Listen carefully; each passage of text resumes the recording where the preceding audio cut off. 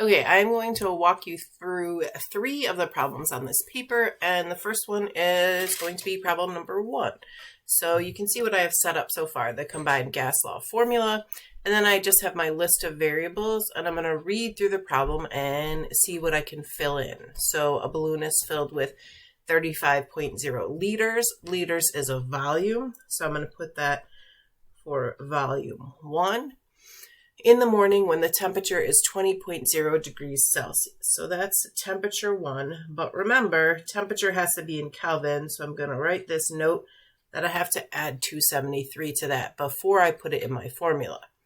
By noon, the temperature has risen to 45.0 degrees Celsius. So that's my second temperature. I'm going to put that plus 273 reminder there for me.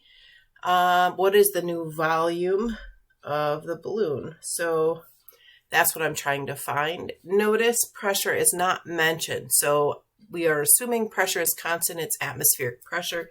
So I can eliminate pressure from my list of variables and also from my formula. So now what I'm going to do is plug in my numbers. So I have 35.0 liters. My temperature one, remember I had to add 273, so 293 Kelvin equals volume 2 is what I'm trying to find. And this one I just couldn't do so quickly.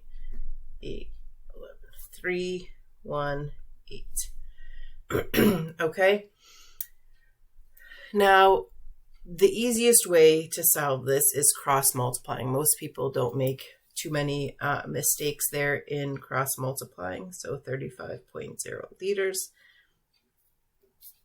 times 318 Kelvin equals 293 Kelvin V2. All right, then we're going to divide both sides by 293 Kelvin.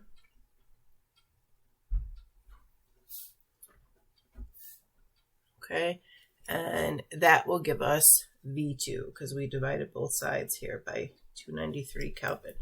So Kelvin gets crossed out over here. That leaves me with liters as my unit. And I was finding volume, so that's perfect. Okay, that's exactly what I want. All right, so now I just need to get a calculator so that I can do the math.